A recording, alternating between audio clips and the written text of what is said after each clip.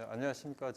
저는 한겨레 신문에서 과학 보도를 맡고 있고 최근에 만들어진 한겨레 과학 웹진 사이언스온의 운영도 맡고 있는 오철우 기자라고 합니다. 과학이 점점 갈수록 난해해지다 보니까 언론 매체의 보도나 일반적으로 이제 우리가 접하는 과학에 대한 지식은 상당히 피상적이고 좀 많은 부분이 빠져 있는 게 있지 않나 이런 생각을 하게 됐고요. 그래서 현장에서 이루어지는 어떤 지식, 또 현장에서 이루어지는 경험은 어떤 것일까 이걸 좀 꼼꼼히 취재해서 물론 여전히 대중매체의 한계에는 있지만 그걸 최대한 한번 다뤄보자 이런 취지로 진행하고 있고요. 첫 번째로 준비한 후성유전학의 연구자 김영준 교수님의 인터뷰입니다.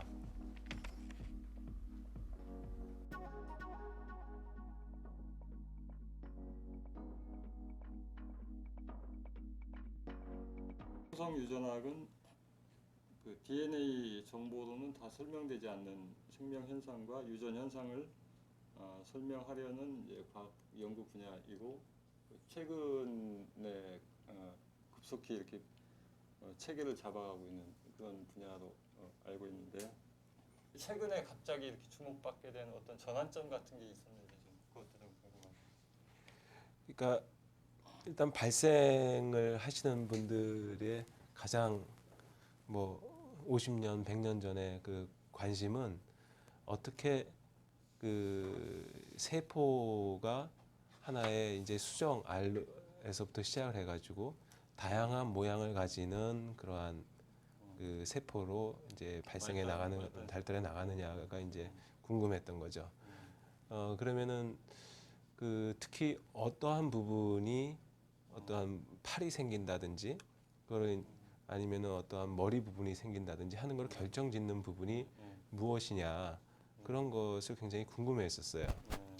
그리고 그런 연구를 하다 보니까 수정체에서도 어떠한 특정한 부분을 띄어서 옮겨 놓으면 그 부분이 다른 그 조직의 부위로 옮겨가더라도 다리를 만들 수 있는 능력이 있다든지 즉 어떠한 형체를 가지는 발생을 유도할 수 있는 능력이 있더라 하는 것들을 이제 밝혀내게 되었죠.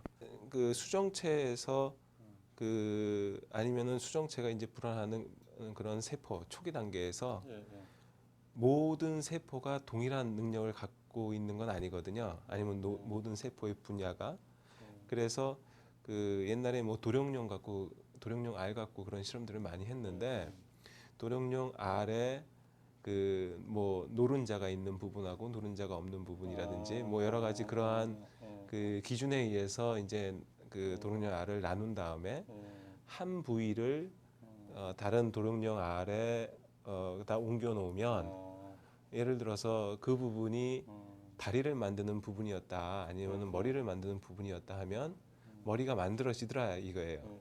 그런데 도룡뇽 알 중에서도 그 부분이 아닌 다른 부분을 띄어서 옮겨 놓으면 그런 게 이제 안 생기니까 그러면 내가 띄어서 옮겨 놓은 부분이 어떠한 뭔가의 발생을 유도할 수 있는 그런 물질을 갖고 있었다 그렇게 생각을 했었고요. 그래서 그런 물질이 무엇일까? 그런 물질만 주어주면은 결과적으로는 그 발생을 유도할 수 있는 것이 아니냐 이런 연구들이 이제 초기에 이제 많이 됐었죠. 근데 그런 연구가 진행이 되면서 또 한 가지는 이미 하나의 세포 타입으로 그러니까 수정난이 아니라 이것이 이미 다리 부분을 만들기 시작을 했다든지 아니면 머리 부분을 만들기 시작했다든지 하는 식으로 발생을 이미 시작한 다음에는 그것보다 더 위에 있는 세포 타입을 만드는 그런 능력은 그 이전의 세포 타입을 만드는 능력은 이게 이상하게 좀 없어지는 것 같더라. 지금 뭐냐면은 하나의 발생 방향으로 이 결정이 돼버리면 그걸 되돌리기는 쉽지 않은 것 같다 하는 그러한 관찰들을 이제 하게 됐어요. 그래서 그 워딩턴 같은 분들이 뭐 1940년 그 경에 결과적으로는 그 세포의 운명이 그 단계적으로 이제 결정돼 나간다 하는 그러한 그 이론을 이제 발표를 했고요.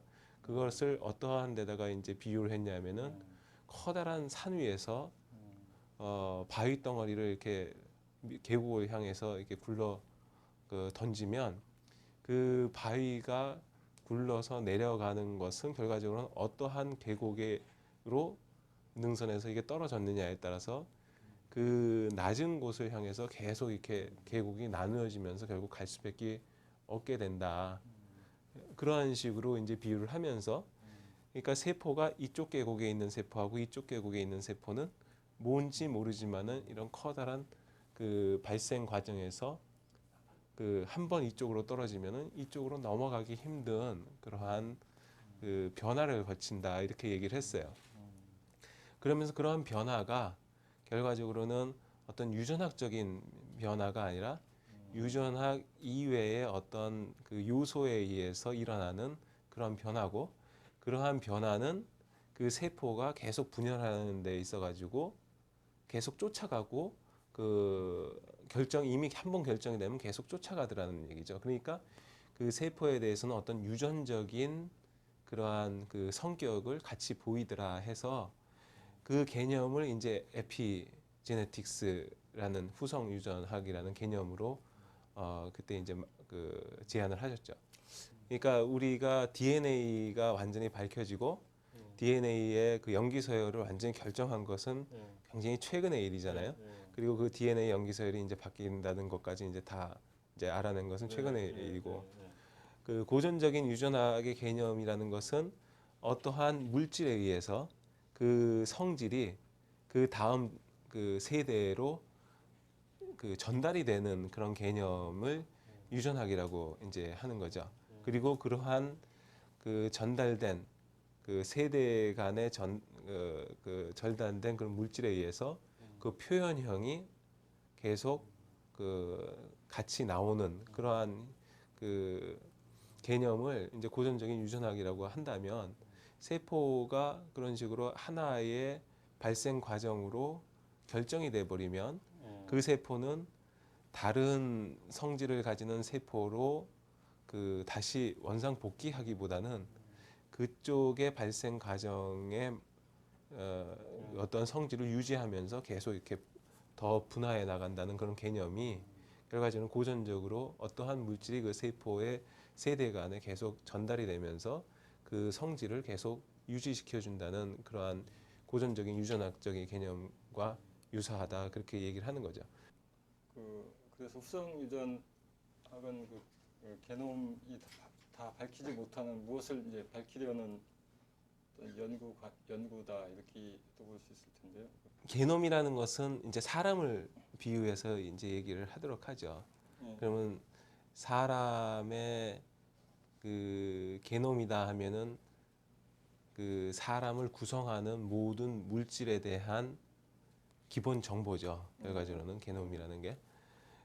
그래서 우리 사람에는 뭐 2만 몇천 개의 이제 유전자로 이제 구성이 돼 있고 그 2만 몇천 개의 유전자가 게놈의 한 2% 미만의 그 요소다 이렇게 알려져 있어요. 그러면 나머지 98%가 결과적으로 이 2만 개의 유전자를 어떻게 활용을 하느냐 하는 것을 결정하기 위해서 있게 되는 거죠. 결국 50배 이상의 우리가 아직 이해하지 못한 그러한 그러니까 유전자가 아닌 그러한 부분들이 이제 게놈에 있게 되죠.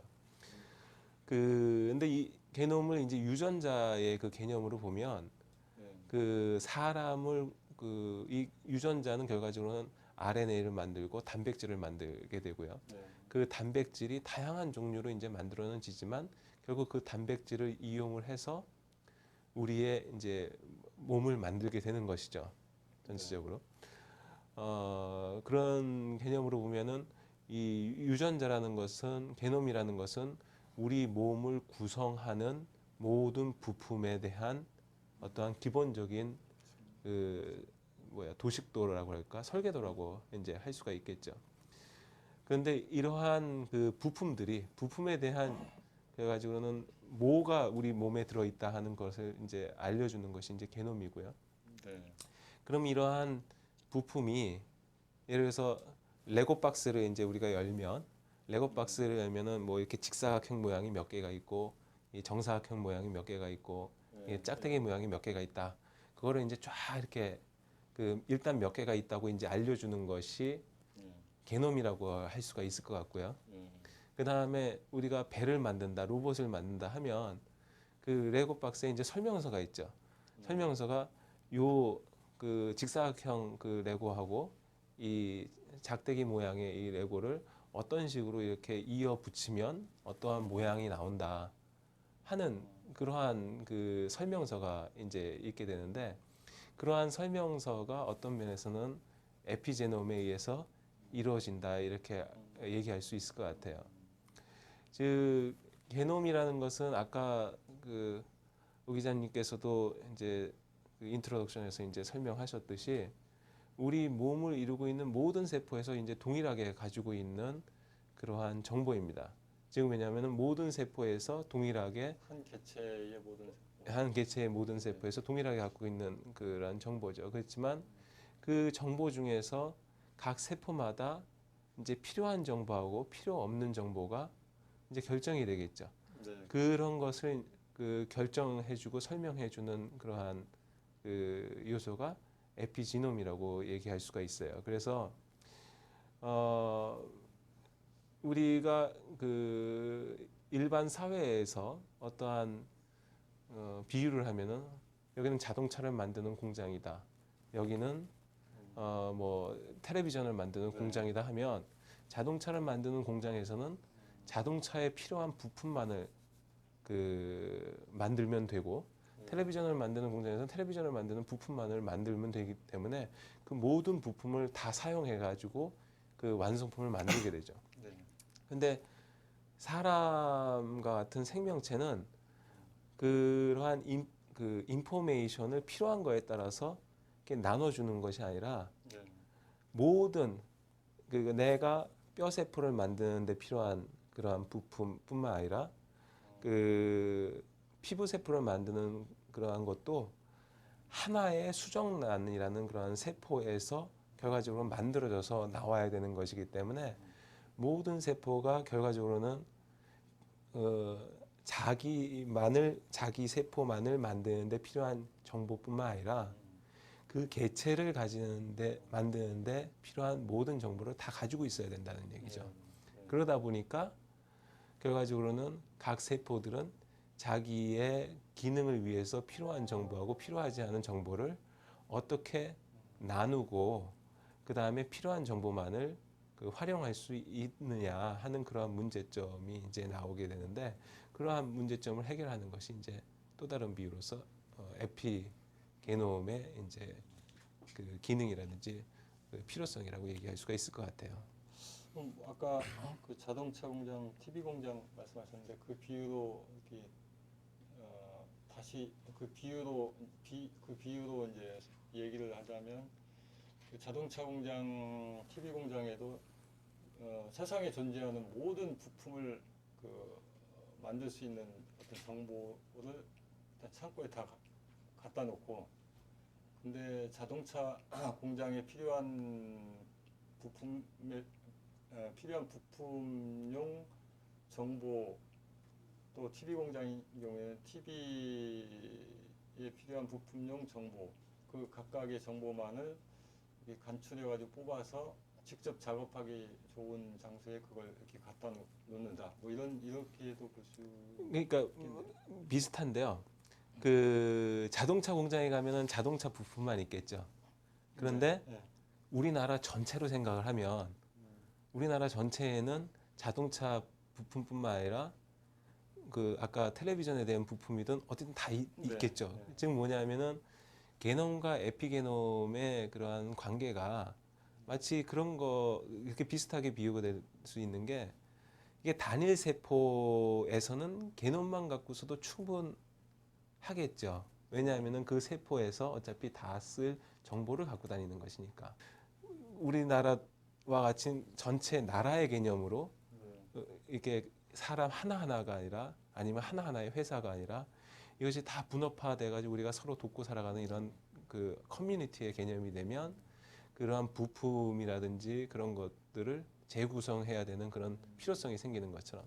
그래서 게놈과 에피게놈이 점점, 특히 에피게놈이 점점 이제 중요해지게 되는 것은 이것이 이제 다세포화하면서 그러한 기능을 어떻게 적절하게 인포메이션을 재분배하느냐, 그런 필요성에 의해서 이제 굉장히 그 발달돼 나온 그런 기능이다, 이렇게 얘기할 수 있을 것 같아요. 실제 그 게놈에서도 이게 서열로 이루어져 있으니까 그냥 무작위로 이렇게 뒤섞여 있는 게 아니고 서열로 이루어져 있고, 서열이 이게 앞뒤가 어떻게 바뀌느냐에 따라 또 달라지기 때문에 그냥 무작위의 정보라고 보기는 어렵지 않을까요? 예, 그렇죠. 그거는 이제 그 예를 들어서 마우스하고 휴먼은 아니면 침팬지는 상당히 그 유전자가 비슷하다고 이미 알려져 있어요. 그래가지고 침팬지하고 사람은 한 2% 정도의 차이가 나서 98%가 이제 동일하거든요. 마우스는 그거보다 이제 조금 더 차이가 나지만, 그런데 그러면 사람의 유전자가 그 마우스의 유전자하고 어떤 순서로 염색체에 그룹핑이 돼 있는가를 보게 되면 거기선 또 차이가 나게 그룹핑이 돼 있는 것을 알 수가 있거든요. 그러니까 시퀀스 전체, 염기서열 전체의 인포메이션은 상당히 유사하지만 그것을 또 각각의 염색체별로 그룹핑하는 데서는 또 상당히 차이를 보이는 그런 것을 알 수 있어요. 근데 그 차이가 왜 나왔겠느냐, 거기에 대해서 아직 정확하게 이해는 못하지만 아마도 그 선생님이 말씀하신 것처럼 이 유전자가 비교적 가치 있는 것끼리 어떤 그룹핑에 대해서 그런 그 사용하기에 편하게 한다든지 뭐 그러한 필요성이 반영이 돼서 그러한 그룹핑이 아마 나오지 않았을까 하고 생각하는 그런 면도 있습니다. 네. 후성 유전의 그 어떤 물리적인 실체라고 하면 이제 후성 유전 물질, 에피게놈일 텐데요. 그게 구체적으로 뭔지. 그러니까 유전자가 결과적으로는 표현형으로 발현이 되기 위해서는 그 여러 단계를 걸치게 돼요. 그래서 실질적으로 그 단순히 유전 정보가 변하지 않더라도 그 표현형이 바뀔 수 있는 방법은 그 다양한 방법이 있어요. 그 중에서 후성 유전적인 그 방법이 뭐냐 하는 것이 이제 좀 구별이 돼야 되는데요. 즉 뭐냐면은 그 세포질에 어떤 전사인자가 있느냐 없느냐에 따라 가지고 그 RNA가 만들어지느냐 안 만들어지느냐가 결정이 되니까, 그 경우에는 DNA 유전 정보는 있다 하더라도 그걸 만드는 효소가 단순히 있느냐 없느냐에 따라서 표현형이 바뀌게 되는 거죠. 근데 보통 이런 경우를 후성 유전적인 법칙이라고 얘기하지는 않아요. 후성 유전적인 법칙이라고 하는 것은 결과적으로는 이 유전 정보 그 자체에 어떠한 그 수식이 이제 들어가서 이 후성 유전 정보의 그 뭐랄까 어떻게 이것이 그 사용될 수 있느냐 하는 것을 이제 결정짓는 그러한 그 메커니즘을 주로 얘기를 하게 돼요. 즉 뭐냐면은 그 이 스토어된 인포메이션이 이제 게놈이라고 그때도 이제 말씀드렸는데, 그냥 단순히 저장된 정보를 어떤 식으로 그 구성을 해가지고 그 정리를 할 수 있느냐 하는 그런 개념이 이제 후성 그 유전의 개념이라고 이제 할 수가 있다는 거죠. 저장된 정보 DNA를 그 뉴클레오점이라는 것이 이제 감싸서 결과적으로 염색체라는 것으로 이제 단단하게 그 정리가 돼서 굉장히 작은 매스로 이제 그 정리가 되는 것인데, 그러한 그 뉴클레오점에 어떠한 수식이 일어나느냐, 그리고 이 DNA에 어떠한 수식이 일어나느냐에 따라서 어떤 부분은 좀 더 잘 그 포장이라든지 이렇게 패키징이 잘 되고, 어떠한 부분은 그러니까 좀 이렇게 패키징이 잘 안 돼서 이렇게 루스하게 그 저기 열려져 있는 그러한 구조를 이제 만들 수가 있게. 패키징이라는 개념이 좀 어려운데, 그러니까 DNA 가닥이 우리가 흔히 그리듯이 이렇게 쭉 지렁이처럼 이렇게 그 몸속에 있는 게 아니고 그 DNA 가닥이 막그 단단하게 이제 감기어서 뭉쳐 있다. 그렇죠. 어떤 부분은 단단하게 이제 감겨서 이제 뭉쳐지게 되고, 어떤 부분은 실타래에서 이제 그 쭉 풀려서 그 실 하나 하나를 우리가 이제 쭉 볼 수 있듯이 열리는 그러한 형태로 이제 되는 것을 이제 조정을 해주는 거죠. 근데 그 이렇게 생각하시면 될 것 같아요. 이제 실패하고 실이 있다. 근데 이제 실패에다가 예를 들어서 여기다가 고무 같은 것들을 이렇게 발라가지고 이게 실이 잘 안 미끄러지게 한다. 하는 그런 개념이 있으면 거기다 실을 감으면 탄탄하게 감겨서 잘 안 풀리겠죠. 근데 이게 굉장히 이제 매끄럽게 해놓으면 실을 감아도 이게 계속 이렇게 풀리면서 쭉 이렇게 풀려가지고 결과적으로는 감아놔도 금방 이렇게 그 풀려 나오는 그러한 성질이 있을 수 있고요. 뭐 후성 유전물질하고 그게 어떻게 관련이? 그러면은 그 실패의 감기는 방법을 그러니까 실패의 기능을 하는 것이 히스톤 단백질 뉴클레오점이라고 할 수가 있어요. 그러니까 이 히스톤 단백질 이 만드는 그 뉴클레오점에 어떠한 그 수식이 어떠한 처리가 화학적인 처리가 일어나느냐에 따라 가지고 결과적으로는 감기는 정도나 감기는 방식이 좀 달라질 수가 있겠죠.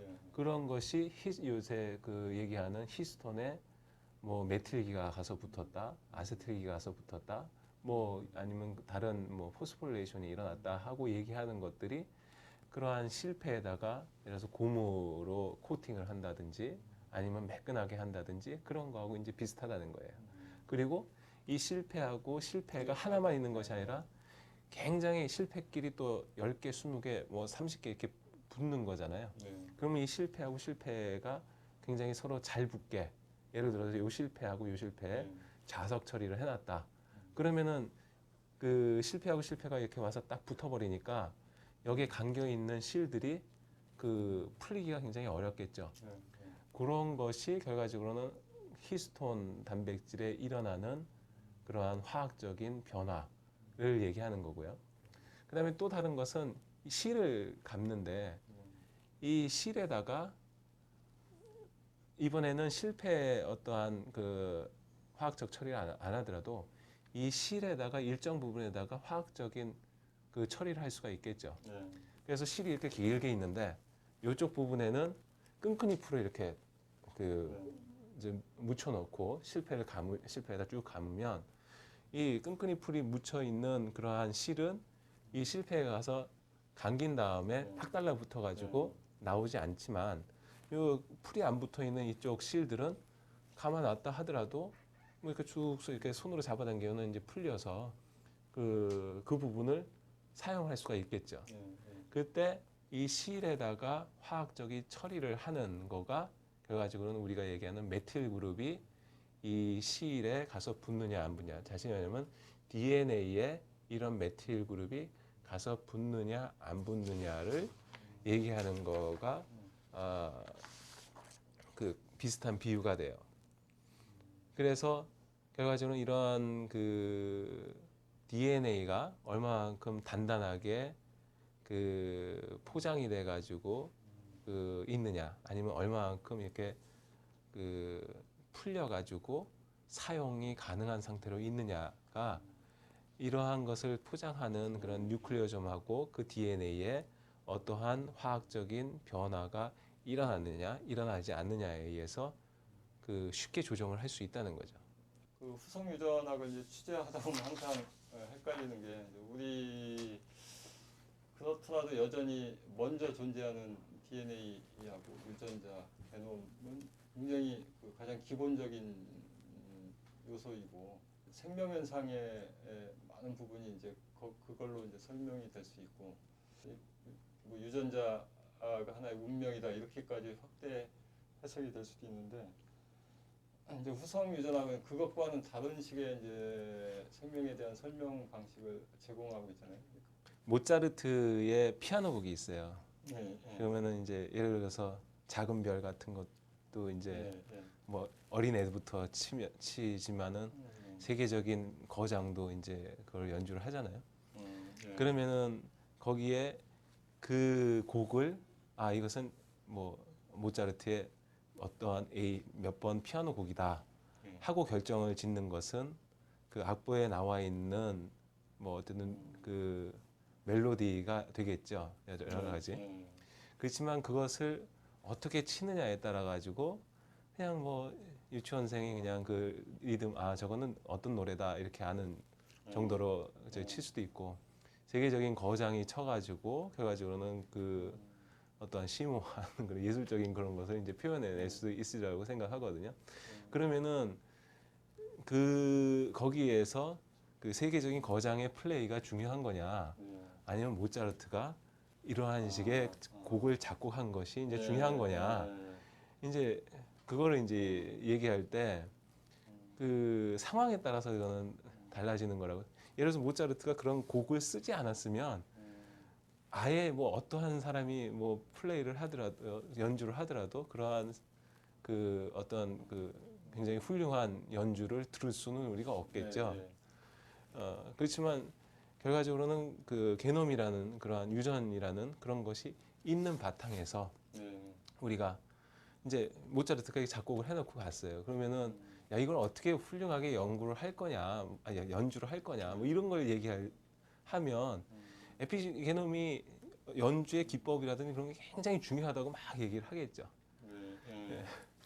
그러한 개념에서 에피게놈이 중요한 거지.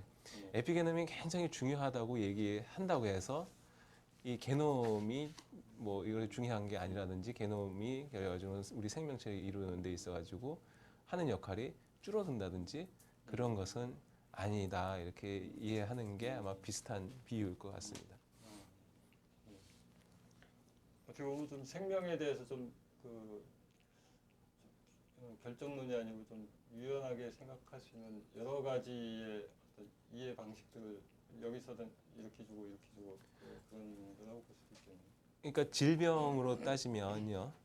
질병으로 따지면은 예를 들어서 이 게놈 유전자가 망가지게 되면 상당히 심각한 그 질병이 나오죠. 그리고 DNA 자체가 돌연변이가 이러면 그래서 뭐 암이 걸리는 분들도 있고 어쨌든 그 유전자가 망가지면서 우리가 고생을 하는 그리고 굉장히 어렸을 때 죽거나 아니면은 그거보다 유전자가 망가지면 대부분 그 태어나지도 못하는 경우가 일반적인 그런 경우가 되겠죠. 그런 케이스에 있어서는 이 유전학의 그러한 원리가 이 질병을 대처하는 데 있어서 굉장히 중요한 거죠. 근데 저희들 일반적으로 이렇게 커다란 어떤 그 유전자의 문제가 없는 일반이라고 생각을 하면 이런 사람들은 어떻게 살아가고 어떻게 생활하고 뭐 그러느냐에 따라서 질병의 그런 패턴이 많이 달라져요. 옛날에는 우리나라가 위암, 짜고 매운 거 이제 많이 먹었으니까 그런 것이 굉장히 많다. 그러다가 요새는 뭐 고기를 많이 먹으니까 예를 들어서 직장암이 오히려 더 많이 늘어난다든지 아니면은 담배 피는 사람하고 피지 않는 사람하고 폐암이 더 생기고 덜 생긴다든지 하는 것들이 그 유전학적인 그 요소가 물론 없는 것은 아니겠지만 상당히 많은 부분이 이러한 후성 유전학적인 거에 의해서 영향을 받을 수 있는 것 같다 하는 사실들이 지금 제시가 된다는 거죠. 그러다 보면 이러한 부분을 그 환경과 연관되어 있는 질병 부분을 비만이라든지 당뇨라든지 그런 부분, 암이라든지 볼 때는 이 후성 유전학 쪽이 또 굉장히 중요하다. 그렇게 이제 얘기가 되는 거겠죠. 그러니까 유전학도 이제 기존의 유전학, 후성 유전학, 유전학이 이제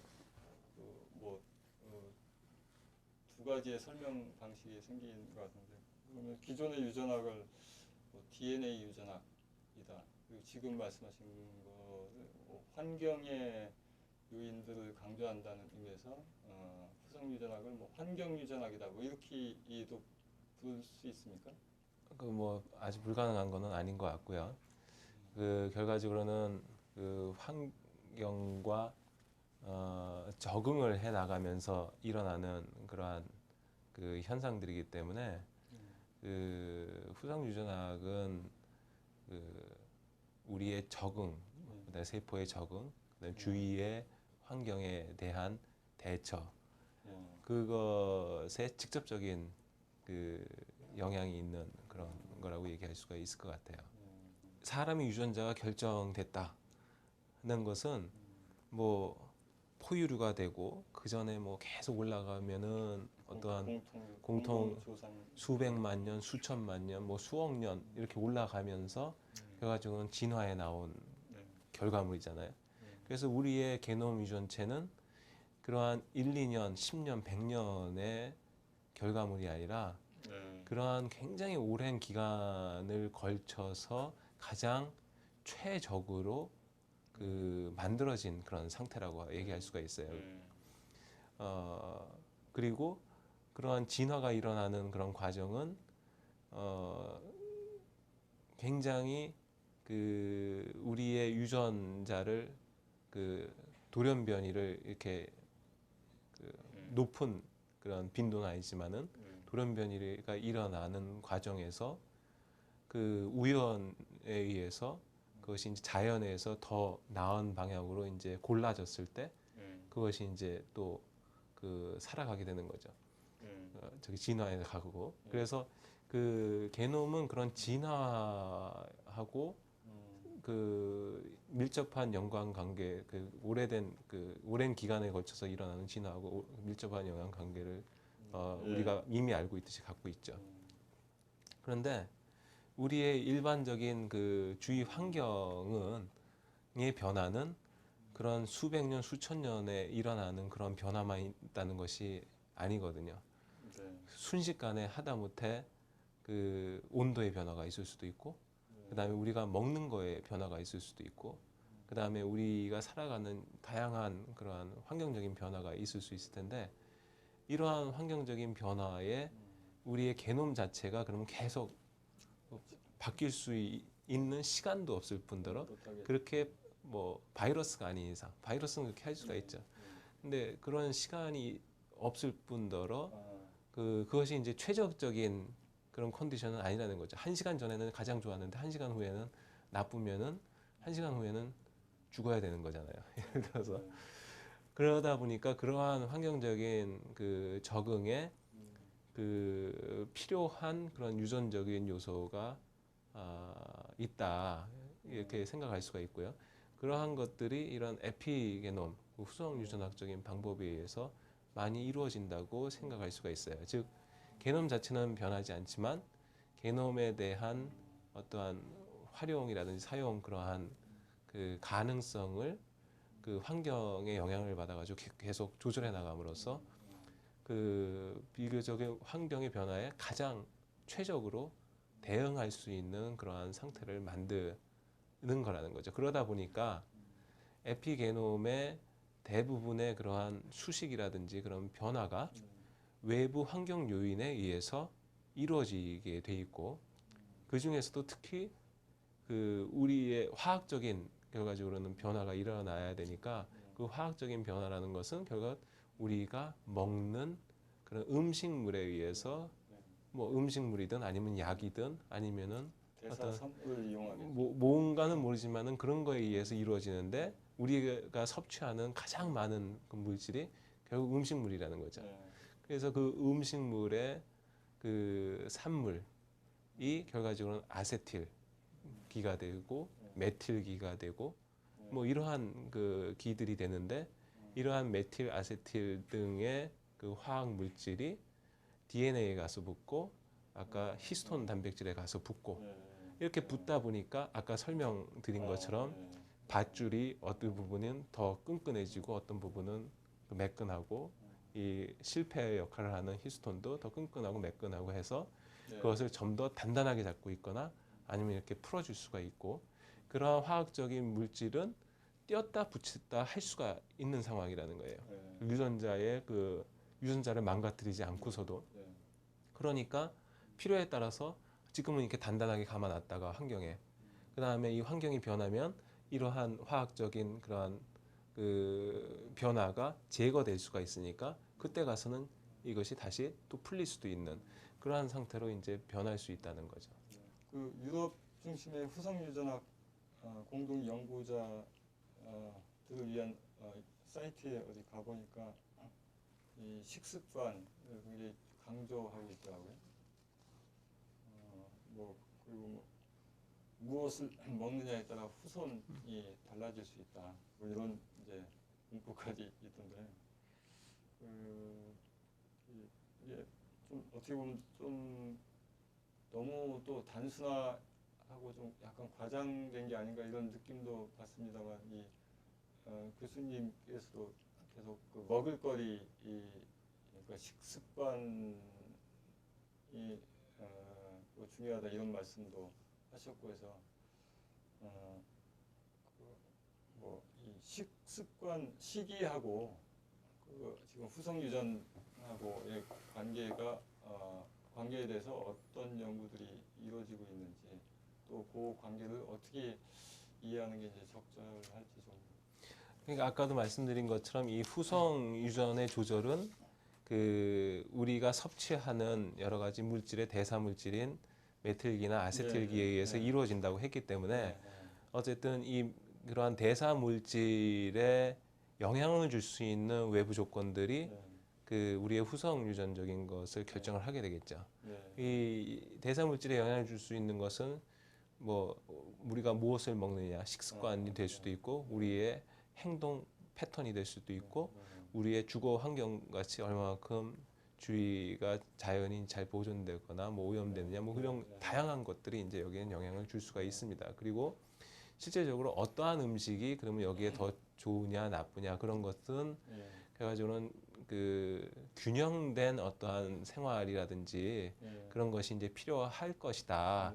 이렇게 얘기하는 게 지금은 가장 정확하지. 뭐를 많이 먹으면은 얘가 그 좋아져서 그런 거는 좀 아직은 식단까지 나와 있는 거 예, 그런 거는 저기 새로운 연구가 더 필요하겠죠. 그러니까 지금 우리가 상식적으로 생각할 수 있는 그러한 거가 되겠죠. 그 식습관이 좋아야 된다는 것은. 근데 이러한 것들을 이제 뒷받침하는 이제 실험적인 그런 연구들이 이제 많이 실제로 있습니다. 그런 것들은 사람의 경우에 있어서는 그 2차 세계 대전 당시에 그 네덜란드 쪽에서 전쟁 말에 그 임산부들이 상당히 그 영양 상태가 굉장히 안 좋아서 예를 들어서 바이타민 B12 같은 그런 것들이 적절하게 이제 섭취를 못한 케이스들이 있는데, 그러니까 이런 경우는 상당히 균형된 그 저기 섭취를 못한 거죠. 그런 경우에 그 애를 낳고 그 애가 자라는 동안에는 이제 환경이 좋아져가지고 좋은 음식을 다 먹었음에도 불구하고 그 상당히 그 성장이 뭐 평균 신장이 뭐 160 얼마밖에 안 된다든지 그런 식으로 이제 문제가 있다는 것이 이제 그 보고가 됐고요. 그 다음에 이 사람들이 다시 또 그 다음 제너레이션으로 그 이제 애들을 낳아서 그 애들이 이제 또 컸는데 얘네들은 뭐 완전 선진국이니까 굉장히 잘 먹었음에도 불구하고 얘네들도 그 다른 애들보다는 좀 그 성장이라든지 키가 좀 작은 것 같더라 하는 그러한 조사가 이제 발표된 적도 있어요.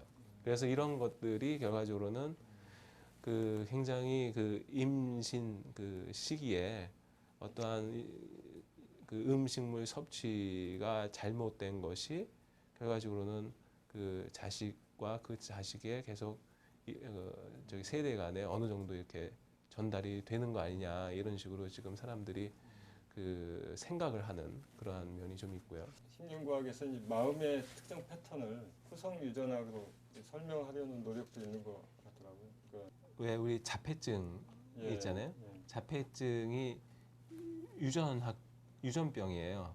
예, 예, 일부 유전병에 의해서 일어나는 그런 네. 케이스가 있는데 예, 어떠한 유전자가 결국 유전병이라는 어떤 유전자가 망가졌다는 거잖아요. 예, 그 망가진 유전자를 조사해봤더니 무슨 유전자냐면 이 DNA에 왜 후성 유전학적으로 메틸레이션을 시킨다고 했죠. 네, 그럼 그 메틸레이션 돼 있는 부분에 가서 붙어갖고 이 DNA가 이렇게 감기는데 도와주는 예, 그런 기능을 하는 유전자가 망가지면은 자폐증이 일어난다 하는 것이 이제 그 예, 학문적으로 밝혀졌어요. 예, 그래서 이 현상은 그 지금 밝혀져 있는 그 케이스는 유전병이지만 그 일어나고 있는 현상은 결과적으로는 후성 유전학적인 조절을 제대로 못하게 되니까 자폐증이 일어나는 그런 현상이 되는 거죠. 그래서 이 자폐증의 원인이 이 유전자가 망가지지 않은 경우에도 일어나는 경우라든지 그런 것들이 꽤 있을 수 있을 텐데 네, 그러한 그 원인이 결과적으로는 이 후성 유전적인 그런 조절이 신경세포에서 제대로 못 일어났기 때문에 일어나는 것이다. 이런 것이 밝혀진 게 하나 있고요. 그다음에 두 번째 케이스는 그 작년에 캐나다 그룹에서 그 네이처 뉴로사이언스라는 그런 잡지에다가 발표한 내용인데요. 이 사람들은 뭘 했냐면은 그 사람 중에서 자살한 사람들, 예, 자살한 사람들의 그 뇌 부분을 일부 떼어내서 네, 그 뇌의 그 신경세포의 어떠한 그 기능에 굉장히 중요한 역할을 한다고 알려져 있는 그 유전자의 예, 후성 유전학적인 그 패턴, 즉 예. DNA 메틸레이션이 예, 어떤 차이가 있는가 하는 것을 조사해 본 적이 있어요. 예, 그래가지고 조사를 해봤더니 간단하게 말씀드리면은 그 그냥 죽은 사람하고 그냥 그 자살한 사람하고는 거기에 어떤 통계적 유의성이 별로 없는데 자살한 그룹 중에서도 아동 때 학대를 그 받은 경험이 있는 그런 경우에서는 이 DNA 메틸레이션이 그 학문적으로 굉장히 통계적으로 유의할 정도의 그런 차이를 보인다. 즉 그래서 그 사람들이 주장한 것은 그 차일드 어비스, 그 아동 학대가 그 두뇌 신경세포 발달 기간 동안에 일어날 경우에 이러한 후성 유전학적인 그러한 그 조절을 신경세포에서 상당히 망가뜨려서 나중에 그러한 우울증이라든지 어떤 자살이라든지 뭐 그런 것에 영향을 줄 수도 있다. 그런 식으로 이제 발표했어요. 그래서 그것도 결과적으로는 아동 학대라고 하는 어떤 외부적인 조건이 그 신경세포의 후성 유전학적인 그런 것을 조절할 수 있다는 예가 되고 있고요. 그 다음에 이제 또 세 번째는 이제 실험 동물을 통한 그런 케이스가 있는데 우리가 쥐를 갖고서 그 러닝 앤 메모리, 즉 기억하고 그다음에 학습 효과 그런 것을 실험을 많이 해요. 그 쥐를 갖고서요. 그런데 그 이러한 그 학습 효과라든지 기억이 후성 유전학적인 즉 DNA 메틸레이션의 변화라든지 그런 거에 어떤 영향을 미칠 것인가 하는 걸 조사한 케이스가 있는데 예를 들어서 그 학습 효과를 할 때 그 쥐를 이렇게 빨간 방, 파란 방을 만들어 놓고 빨간 방에는 소세지를 넣어 놓고서 이게 학습을 시키면 나중에 이 학습이 되면 이 소세지를 빼고서 빨간 방, 파란 방 앞에다 이렇게 갖다 놓으면 항상 빨간 방으로 가는 거죠. 그것을 이제 학습 효과 테스트라고 하거든요. 이 테스트를 할 때 이 쥐에다가 이 우리 후성 유전학적인 조절을 할 수 있는 약물들이 있거든요. 그 약물을 마치고서 이 쥐를 이 학습을 시키면 이 약물을 안 맞은 쥐보다 훨씬 더 그 학습 효과가 그 빠르다 하는 것이 실험적으로 증명이 된 경우가 많이 있어요. 그래서 결과적으로는 메모리라든지 그러한 그 지식적인 그 뉴런의 그러한 학습 효과에도 후속 유전적인 것이 굉장히 작용을 한다. 그리고 사람에서는 아직 그 테스트는 안 해봤는데 그 쥐의 치매 모델이 있거든요. 그 쥐의 이제 치매 모델에다가 이러한 그 후속 유전학적인 그 조절을 할 수 있는 약물을 이제 투여를 하게 되면 그 이 치매 쥐의 그 치매 그 정도가 상당히 완화시킬 수 있는 그런 것들을 이제 그 확인을 했고, 그러한 그 치매가 완화된다든지 아까 그 기억력이 늘어난다든지 아니면 학습 효과가 늘어난다든지를 그 쥐의 그 뇌를 띄어내 가지고 그 부분에 이제 DNA 메틸레이션이라든지 아니면 그 뉴클레오좀 히스톤의 그런 수식이 메틸레이션이나 그런 것이 어떻게 되는가를 조사해 봤더니 역시 그런 것들이 상당히 같이 변하면서 그러한 학습 효과라든지 그런 것을 영향을 주는 것 같더라 하는 것들이 많이 발표가 되고 있죠.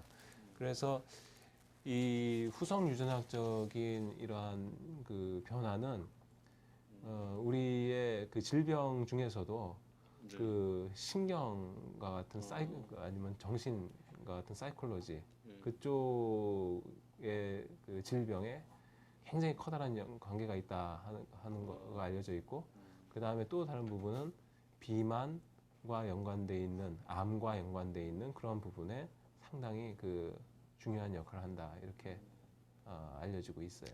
그게 아동학대 경험에 의한 특정한 DNA 메틸레이션이 이후에 다른 경험이나 환경에 의해서 또 다시 그런 메틸레이션이 제거가 되거나 바뀔 수 있겠죠. 바뀔 수도 있는 거예요. 예, 바뀔 수 있겠죠. 그러니까 아동학대 경험이 딱 그 사람 운명. 그러니까 이 경우에는 실험적으로 어떻게 했냐면 아동학대를 받고 결과적으로는 자살한 사람을 이제 추려서 봤으니까 이게 그렇게 됐겠죠. 근데 그 환경이 아동학대를 받았더라 하더라도 그 좋은 환경에 가가지고 그것이 이제 치유됐다 하는 경우에 있어서는 그런 것이 이제 그 바뀌었을 것이다 이렇게 우리가 유추해 볼 수는 있겠죠. 그런 면에서 아까도 말씀하셨지만은 이 유전병이다 하면 이것은 이제 타고나는 거거든요. 자기 운명이고 뭐 한동안 그 유전자 치료다 뭐 그런 아니면 요새는 뭐 줄기세포 치료다 그런 얘기도 나오고 있지만 실질적으로 자기가 태어난 유전자를 고친다 하는 것은 거의 쉽지 않은 일이라고 생각할 수가 있고요. 다만 그 유전자의 그런 형태를 내가 태어난 그 유전자의 형태를 좀 더 보완하기 위해서 아니면은 거기에 맞게 살아가기 위해서 주의하기 위해서 내 살아가는 이제 환경을 맞추는 노력을 할 수는 있겠죠.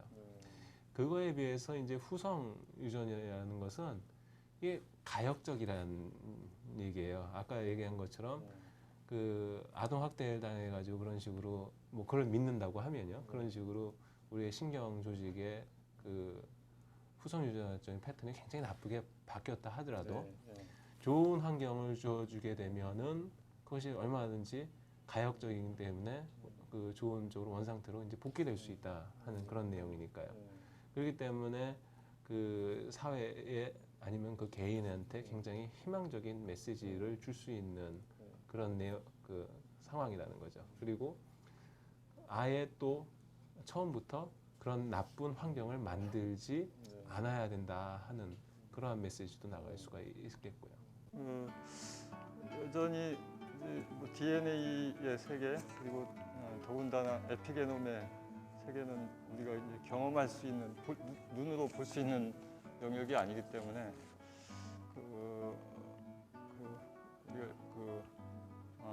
직접 우리가 눈으로 보는 경험하는 세계를 설명하는 것보다 훨씬 더 어렵고요. 더군다나 이 생화학의 과정이 너무 복잡하고 쉽게 이해는 되지 않았던 것 같습니다. 하지만 크게 남은 소득이라면 결국 우리 생명현상이라는 게 생각보다 훨씬 더 우리가 알고 있는 것보다 훨씬 더 복잡하다는 거고 저한테는 이제 만만치 않은 거고 그 직접 사람들 연구자를 만나서 그 좀 더 세세하게 이렇게 들어갈수록 그 어떤 문제는 더 선명해지고 더 명료해지고 어떤 문제는 더 쉽지 않아지고 뭐 이런 그 경험을 얻고 있습니다. 앞으로 좀 더 그 다듬어진 형태로 좀 그 후속 보도가 이루어질 수 있도록 노력하겠습니다.